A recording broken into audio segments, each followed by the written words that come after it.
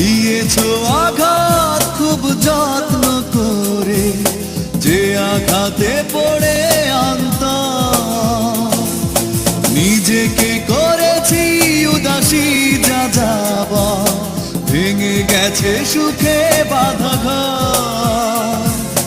দিয়েছো আঘাত খুব যত্ন করে, যে আঘাতে পড়ে